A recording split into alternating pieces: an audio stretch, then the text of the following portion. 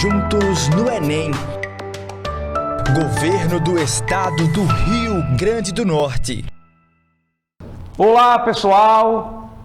Mais uma vez, mais uma nossa segunda aula, de História Geral. Eu, professor Euclides, com você, juntos no Enem. Uma iniciativa aí da Secretaria Estadual de Educação e Cultura. Então vamos para a segunda aula de História Geral. Na primeira aula nós tratamos a questão política, Nós fomos desde o Estado teocrático até o Estado democrático, Até a questão da democracia. Na verdade, nós somos até o Estado absolutista, Na última aula.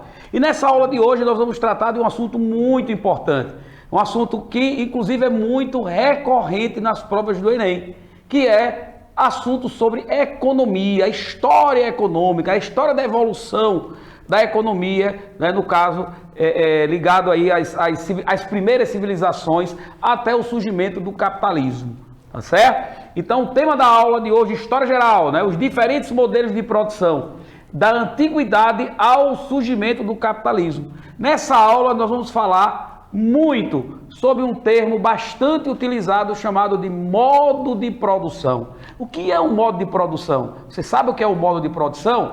Então, se você não sabe, você vai saber daqui a pouco. Pega o caderno, anote, tá certo? Preste atenção nessa aula que nós teremos aqui muitas dicas, para o Enem, muitas informações extremamente importantes. Então, muita atenção. Valeu? Vamos lá. O objetivo dessa aula, gente, de hoje, o objetivo dessa aula tem como objetivo levar o aluno a compreender as diferentes formas de organização da produção. Escravismo antigo, feudalismo, capitalismo, socialismo e suas diferentes experiências, desenvolvendo as habilidades e competências para o Enem. Então, tudo que a gente fizer aqui, o objetivo é desenvolver habilidades e competências para o Enem, ok? Bom, então, em primeiro lugar, como eu disse a vocês, nós vamos falar um pouco sobre a evolução econômica, sobre a história econômica da humanidade, E, claro, não tem como a gente não tratar isso se a gente não for lá para os primórdios, lá para a antiguidade, tá certo? E, na antiguidade, nós vamos falar de um modo de produção importantíssimo, chamado de modo de produção asiático, tá certo? Bom, primeiro ponto, eu gostaria de lembrar a vocês o que é o modo de produção. Essa é a nossa primeira pergunta de hoje. O que é um modo de produção? Modo de produção, pessoal, está aqui uma definição, é a forma de organização socioeconômica, olha aqui no slide, associada a uma determinada etapa de desenvolvimento das forças produtivas e das relações de produção. Gente, o termo modo de produção foi usado pela primeira vez por um pensador, por um estudioso chamado Karl Marx. Isso é um termo marxista, tá? É uma visão marxista da economia, quando você falar de modo de produção, porque ele analisa exatamente as relações, os embates entre as forças produtivas e a relação de produção. Na verdade, na visão de Marx, a economia é o que determina a história das civilizações, A partir da economia que você vai determinar as relações sociais, as questões políticas, é a partir da economia. Na visão de Marx, a humanidade, ela vive numa eterna tensão, entre as forças produtivas, entre as forças de produção e aqueles que os donos dos meios de produção e aqueles que estão no topo da pirâmide. Ou seja, vai ser sempre uma relação entre aquele que explora e aquele que é explorado, certo? Então ele desenvolve esse termo chamado de modo de produção, que, trocando em miúdo, facilitando o termo, na verdade o modo de produção é a forma, é a maneira de como uma nação, de como uma civilização produz suas riquezas, gera suas riquezas, A partir desse ponto, é importante você entender esse conceito, que a gente vai falar muito, Vamos falar do modo de produção asiático, vamos falar do modo de produção escravista, vamos falar do modo de produção feudal, até chegarmos ao modo de produção capitalista. Então essa aula de hoje, nós vamos transitar nesse campo, né? Nesse campo que a gente vai falar das forças de trabalho, das relações de trabalho aí ao longo da história, tá certo? Então, explicado o que significa o modo de produção, nós continuaremos agora falando um pouquinho sobre o modo de produção asiático. Então, o que é o modo de produção asiático? Olha a definição aqui no slide. Modo de produção asiático, modelo econômico utilizado pelas civilizações do Oriente Médio, em que a agricultura era a principal fonte de riqueza. Tá? Nesse modelo, a terra e o excedente de produção pertence ao Estado e os camponeses são submetidos ao trabalho compulsório. Então vamos lá. Em que lugares, né? Que regiões esse modelo, essa forma, esse modo de produção ele predominou? Normalmente no Oriente Médio, né? No Antigo Oriente, ali na Egito, Mesopotâmia, na Índia, na China, esse modelo, esse modo de produção predominou, tá certo? Eu coloco até uma imagem aqui de um camponês, né, egípcio aí, uma imagem egípcia, né, dos camponeses trabalhando na terra, né, puxando ali um boi, provavelmente arando a terra, e uma pessoa indo atrás lá e jogando ali as sementes, né? Agora, vejam só, primeiro ponto que a gente tem que lembrar a vocês, modo de produção asiático, baseado numa economia agrária, da agricultura, tá? E aí, novamente, eu quero lembrar a questão do Egito. Lembre-se, imagine o Egito, o rio Nilo era o principal recurso, tá, natural que tem ali naquela região. O rio Nilo era aproveitado. O rio Nilo ele tinha um fenômeno natural. Na verdade, hoje não é mais assim, porque foi alterado, né, pelo homem, né, construindo desvios, canais, barragens e etc. Mas o rio Nilo, na sua forma natural, na sua origem, ele tinha um regime de cheias e de secas. Como assim? A cada ano, todos os anos, durante 3 meses, o rio recebia o degelo das montanhas da Etiópia. Esse degelo vinha trazendo não só muita água, mas também muitos recursos naturais, muito humus, né, muito fertilizante natural, que acabava o rio transbordando, e as margens do rio era transbordada por essas águas, e quando depois de 3 meses o rio voltava ao leito normal, essas margens estavam todas fertilizadas por um fertilizante natural, orgânico, rico, não é, em matéria orgânica, que os egípcios passaram a aproveitar e plantar as margens do Nilo. Então, durante 9 meses, você plantava, colhia, mas quando chegava a inundação, não tinha mais como plantar, tinha que esperar passar os 3 meses para que o leito voltasse ao normal, e aí começava tudo de novo. Gente, isso era um trabalho imenso. Mas olha só, é importante lembrar que essas cheias acabavam sendo uma bênção, né, para o povo do Egito, porque renovava a terra todo o tempo. Fertilizava a terra pelo menos uma vez por ano. E aí o que fazia o Estado?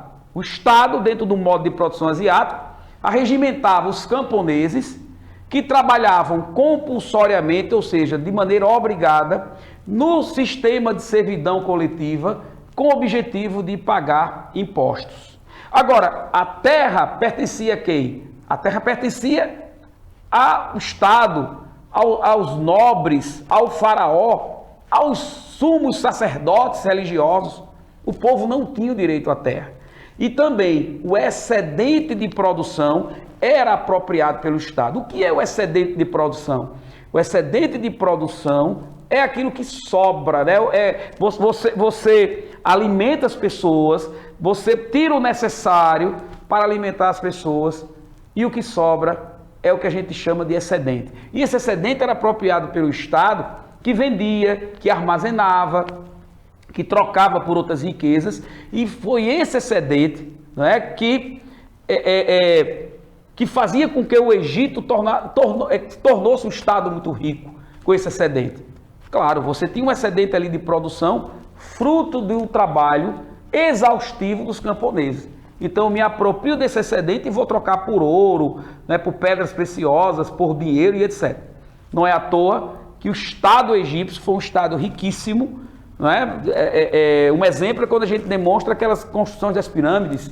Né? Aquelas pirâmides, elas não foram nada barato de se construir, né? Foi construções muito onerosas. Somente um Estado muito rico teria condições realmente de manter um status daquele.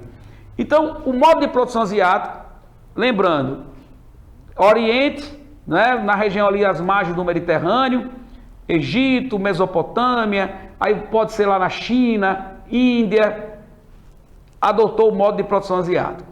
Então, qual é o papel do Estado? Principal atividade econômica? A agricultura. Tá? Qual é o papel do Estado?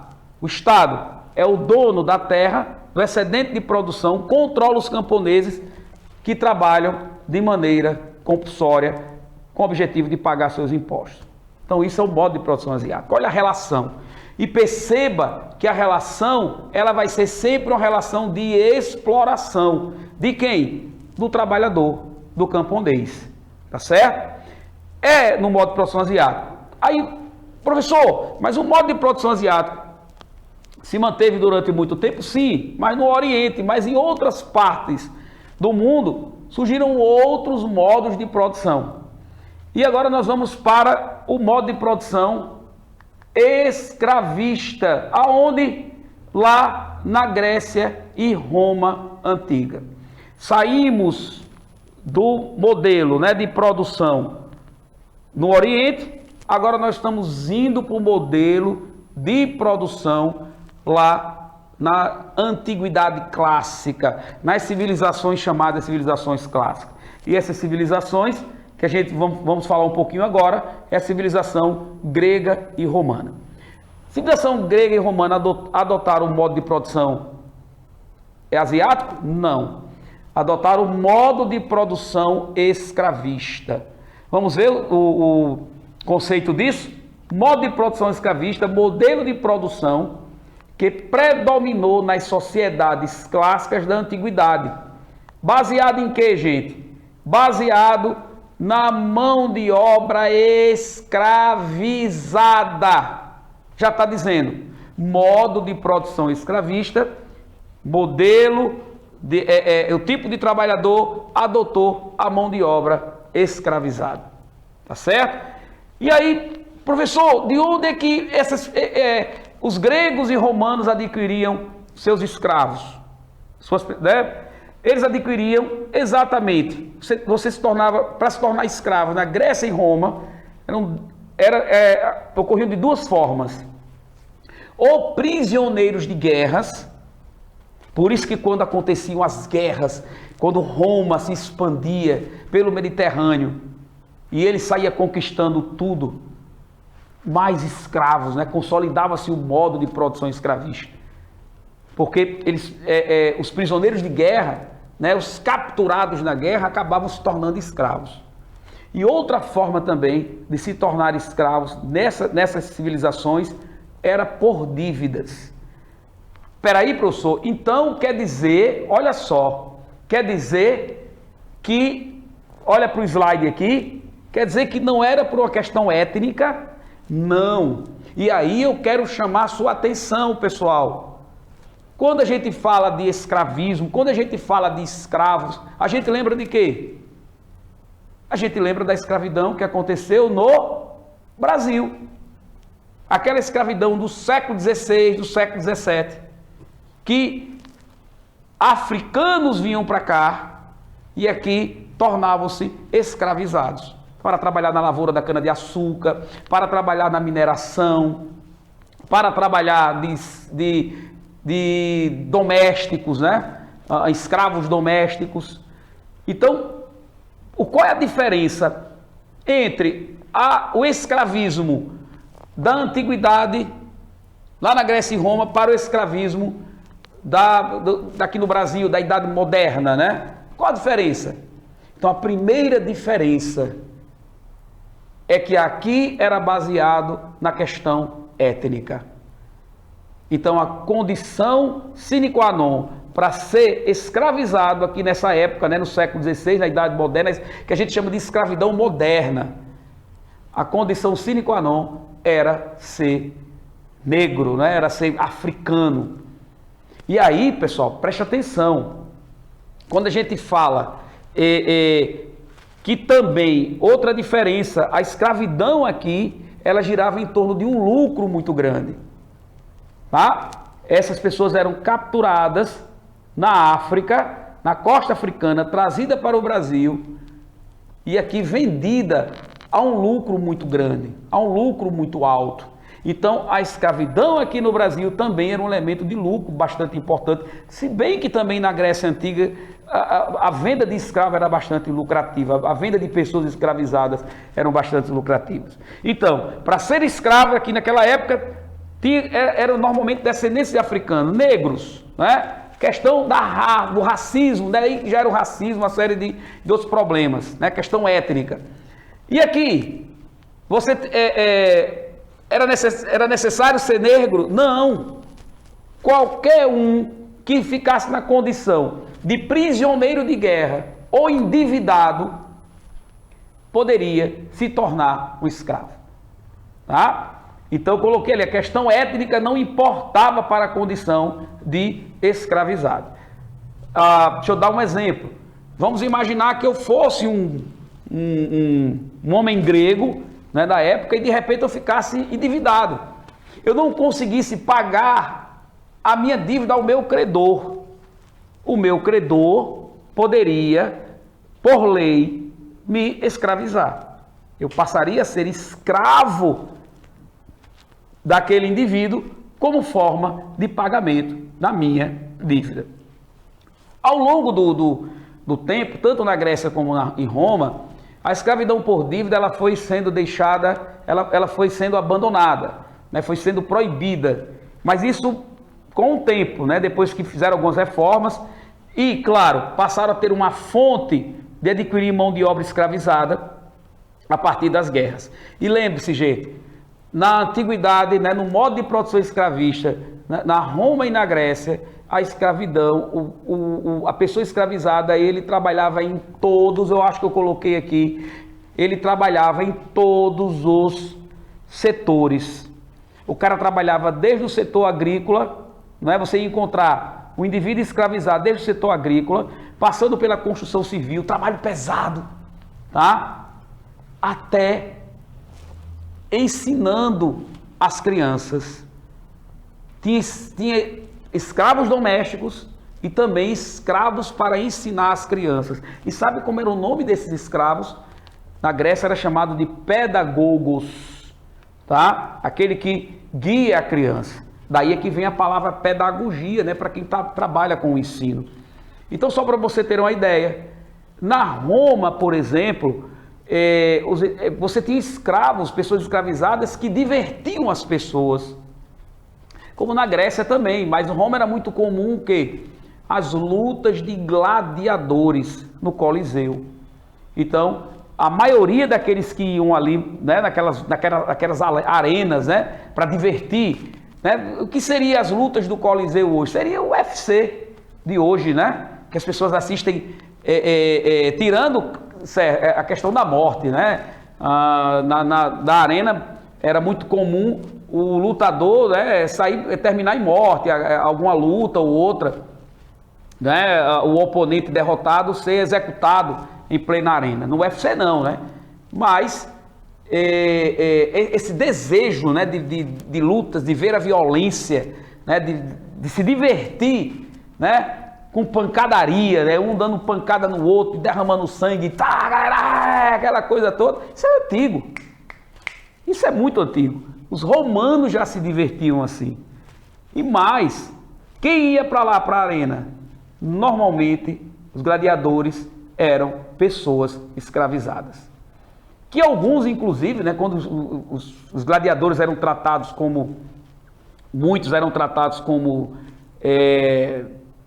popstar, né? Como estrelas. Seriam hoje as estrelas do futebol, né? A própria estrela do UFC mesmo. Alguns que conquistavam grandes lutas poderiam receber do próprio imperador o gládio de madeira. O gládio é a espada, né, romana, que esse gládio, né, também chamado de rúdius, que ele recebia o rúdius e ele teria a sua liberdade. Ou seja, o cara ele era tão bom na luta que ele acabava tendo a sua liberdade, mas isso era muito raro, tá?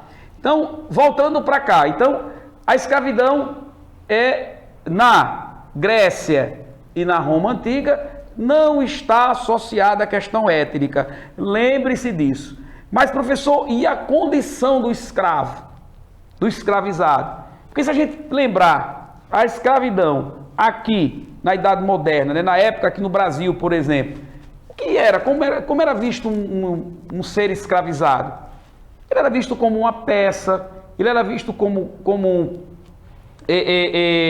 apenas quase que como um animal, não é? É importante lembrar isso. Então, às vezes a gente fala algumas coisas que as pessoas ficam assustadas, mas era assim que acontecia. Quando as pessoas escravizadas eram vendidas no mercado de escravos no Rio de Janeiro, em Recife ou em Salvador, quando eles chegavam aqui nos chamados navios tumbeiros, eles chegavam muito magros, eles chegavam muito alguns doentes. Então eles ficavam por 40 dias recuperando peso, se alimentando e se curando de suas doenças. Ele não era vendido logo não, porque senão perdia valor. Quem ia comprar um ser humano, né, uma peça de trabalho que estava doente ou magra, né, desnutrida? Então ele era alimentado, passava 40 dias, daí é que vem o termo quarentena, né, que a gente está muito comum, né, agora nesse período de pandemia. Então a quarentena era isso, era passar 40 dias para se recuperar. Quando recuperava o peso, eles tomavam banho, eram limpos, passavam banhas de porco no corpo, né, para dar o brilho, né? É como se eu fico imaginando isso, como a gente vai vender um objeto nosso, né? Então, você quer vender um carro, o que é que você faz? Você vai lá dar um brilho e tal para poder chamar a atenção do comprador. Era a mesma coisa. E sabe como esses indivíduos eram vendidos? Eles eram valorizados pelos dentes. Então era como se o indivíduo estivesse comprando um animal para a fazenda. Era assim que esses seres humanos eram tratados na época da escravidão. E na Grécia Antiga era diferente? Não, era do mesmo jeito. Olha o que Aristóteles fala do escravo. Olha aqui para o slide, tá certo? Então ele diz assim, olha a visão de Aristóteles. Aristóteles, esse indivíduo, né, a imagem dele está aí, um filósofo grego, né, famosíssimo. Na sua obra Política, ele diz assim: a utilidade do escravo é semelhante à do animal. Ambos prestam serviços corporais para atender necessidades da vida. A natureza faz o corpo do escravo e do homem livre de forma diferente. O escravo tem corpo forte, adaptado naturalmente ao trabalho servil. Já o homem livre tem o corpo ereto, inadequado ao trabalho braçal, porém apto à vida do cidadão. Gente, olha só esse texto. Agora, é importante você lembrar que Aristóteles, ele é fruto do seu tempo, ele escreve na sua época, aí 500 anos antes de Cristo. Mas olha a análise que ele faz do indivíduo, né, do escravizado e do indivíduo livre. Primeiro, ele diz que o ser escravizado, o escravo, ele trabalha, ele tem um corpo já dotado pela própria natureza. É como se as pessoas nascessem escravas. Não existe isso. Se fosse hoje, com certeza, Aristóteles seria, passava por acusação de crime, de racismo e etc. Então o cara está dizendo isso. É natural. O escravo é adaptado. Ele coloca aqui, tem uma parte ali, ó, ele adaptado naturalmente. Eu já vi muito isso. Eu já vi as pessoas dizerem que aqui no Brasil se optou mais pela escravidão negra africana do que pela escravidão indígena, porque dizia que o africano era mais adaptado ao trabalho escravo. E os índios eram preguiçosos. Eu já escutei isso. Quando eu era... já escutei isso quando eu era adolescente em sala de aula. Absurdo isso. Dois absurdos, né? Vários absurdos numa frase só. Índios preguiçosos. Quem foi que disse que os índios eram preguiçosos? Os índios, essa ideia de índio ser preguiçoso, isso era a visão dos jesuítas, que muitos índios não se adaptavam ao trabalho sistemático, porque a cultura do índio é completamente diferente da nossa, certo? O indígena, ele trabalha para quê? Ele trabalha para se sustentar. Então ele caça, se ele caça uma caça para 3, 4 dias, ele não se preocupa dos próximos 3, 4 dias e caçar de novo, não. Ele vai pescar, ele vai tomar banho de rio, ele tem um modo de vida que não é um modo de vida capitalista, acumulativo.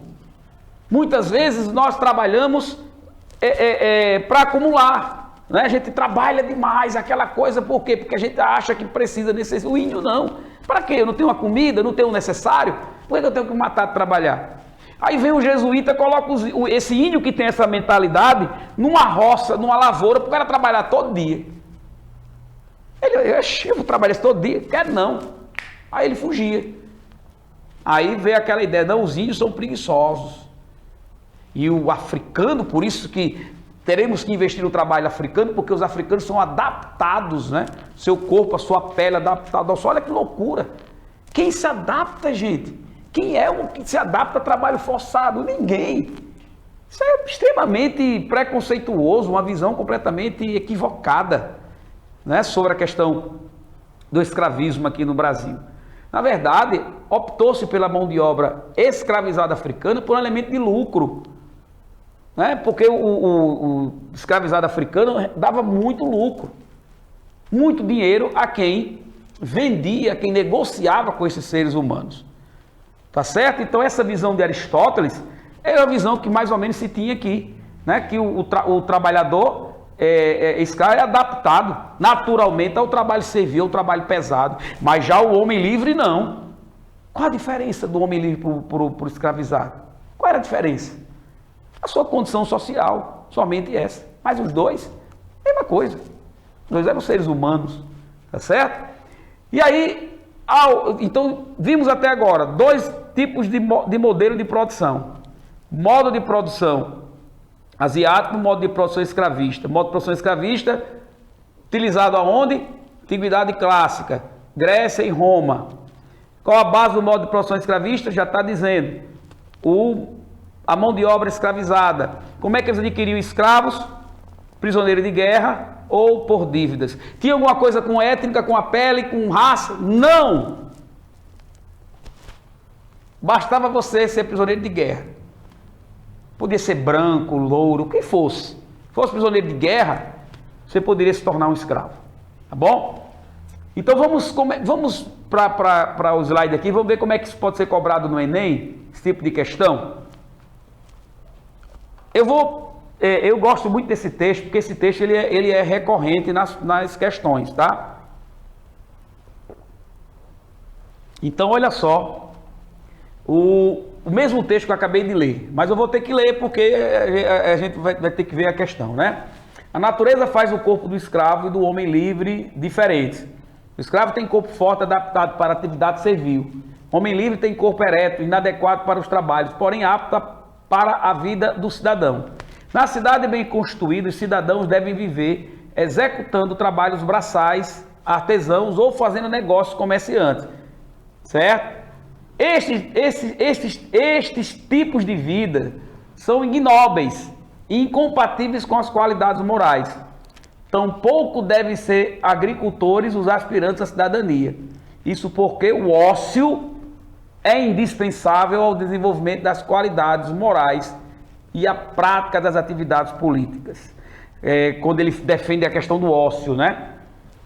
Essa ideologia foi produzida na ONU, texto de Aristóteles, no período homérico, e manifesta o pensamento burguês em relação a todas as classes sociais. B, no Império Romano, e apresenta resquícios das discriminações étnicas vigentes nos Estados Unidos da América. C, na antiga Grécia, e reflete o preconceito em relação às atividades manuais, também presente ao longo da história da sociedade brasileira.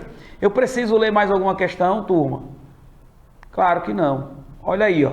Letra C. Esse tipo de ideologia surgiu na antiga Grécia e reflete o preconceito em relação às atividades manuais, também presentes ao longo da história da sociedade brasileira. Sabe por quê, gente? Porque o trabalho manual na sociedade brasileira, ela a princípio era feita por quem? Era exercido por quem? Quem fazia o trabalho pesado? De construção, de lavoura, o trabalho suado pelo escravizado, pelo africano escravizado. Então, ao longo da história até hoje, o trabalho manual pesado sofre preconceito, não é? As pessoas geralmente têm uma determinada classe que é excluída, que acaba indo para esses trabalhos, tido como trabalhos manuais, pesados, etc. Então, o que aconteceu na Grécia se repetiu também na sociedade brasileira em termos de preconceito aos trabalhos manuais. Questão Enem, questão também muito tranquila, muito simples, basta só você prestar atenção. Vamos para a próxima questão. Essa questão é muito interessante, tá? Ela diz assim: os instrumentos de vários tipos, aliás, os instrumentos são de vários tipos, alguns são vivos, outros inanimados. O capitão de um navio usa um leme sem vida, mas o homem vivo como observador, pois o trabalhador num ofício é, do ponto de vista do ofício, um de seus instrumentos.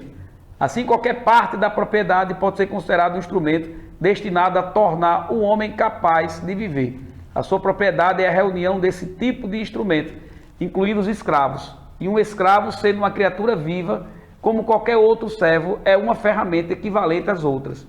Ele é em si uma ferramenta para manejar ferramentas. Percebe aí o texto? Esse é o texto de Aristóteles, dizendo que o escravizado era meramente uma ferramenta, certo? Que era uma ferramenta, né, animada, o ser animado, né? A escravidão era comum na Grécia Antiga. Em Atenas, Corinto e Mileto, quase toda a vida econômica dependia do trabalho escravo. Era frequente encontrar o escravo trabalhando na agricultura, nas oficinas de artesanato, em serviço doméstico e nas minas. O modo como os gregos encaravam a escravidão ficou registrado em textos de filósofos da época, como o de Aristóteles, ao qual podemos depreender que o escravo era visto como um. Eu vou ler aqui as alternativas. O ser humano, mesmo que para viver tivesse que dar em troca a sua liberdade. B, o instrumento de trabalho vive em a propriedade do Senhor. Letra B. O texto é muito claro, tá?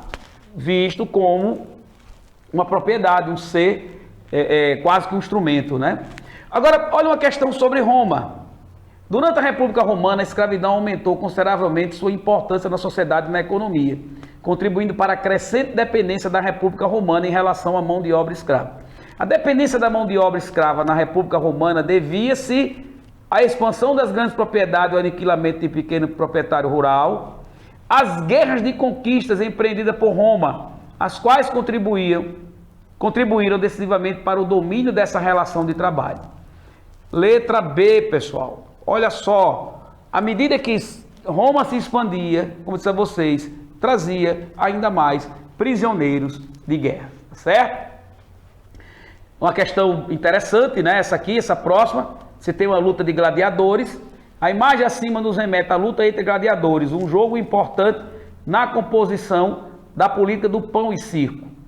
Aquela política de dar diversão e alimenta o povo para manter a massa sob manobra. Instituída no Império Romano. Na arena, escravos se enfrentavam até a morte, para o deleite dos espectadores. Nesse contexto, a violência se transforma em espetáculo público, no qual se observa a capacidade de articulação dos gladiadores para revoltas contra a ordem estabelecida, cuja principal representação pública era a luta dos gladiadores, nada a ver, né?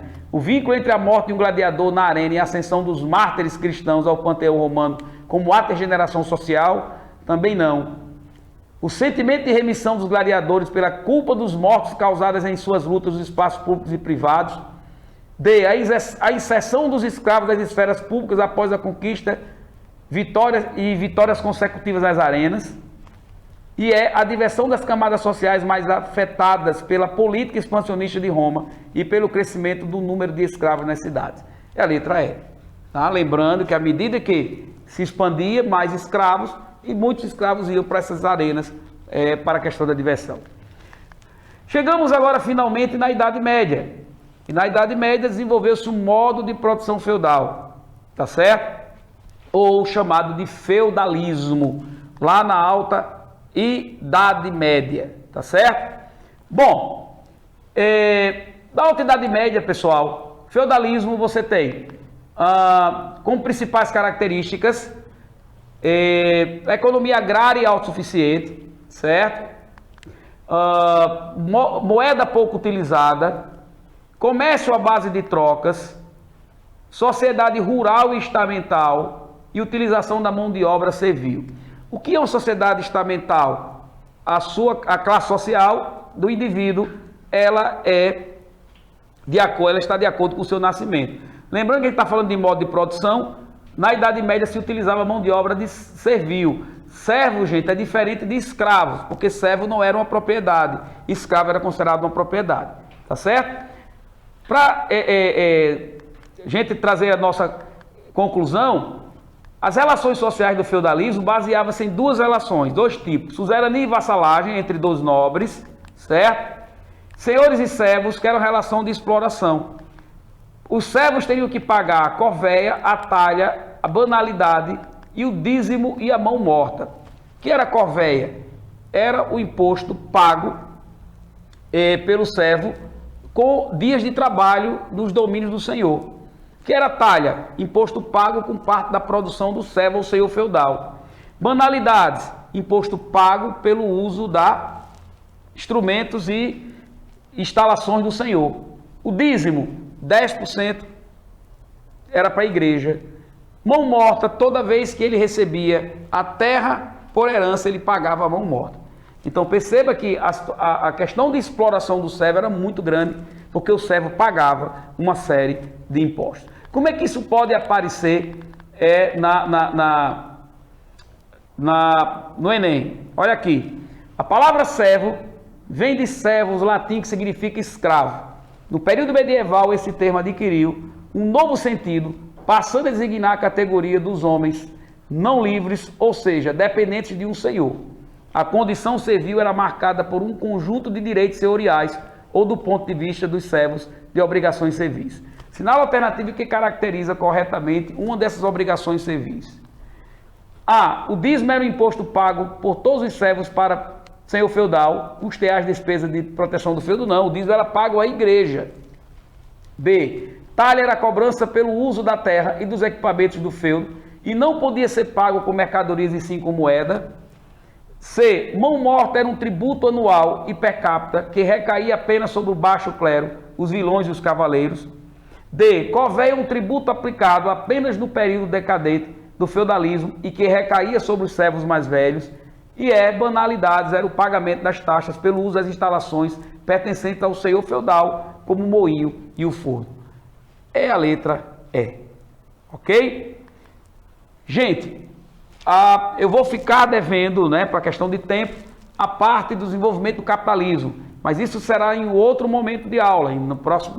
Provavelmente na próxima aula eu vou trazer a ideia também da construção do capitalismo e do socialismo, do modo de produção capitalista e do modo de produção socialista, tá certo? Mas isso vai ser em outro momento, porque a gente tem um tempo, e o tempo já foi, Então, lembre-se, os modos de produção que estudamos aqui: modo de produção asiático, modo de produção escravista e modo de produção feudal. Cada um com as suas características, tá? Obrigado pela atenção de vocês, Estudem, anotem, dediquem-se que a vitória virá. Então, mais uma vez, obrigado pela atenção e juntos no Enem. Juntos no Enem. Governo do Estado do Rio Grande do Norte.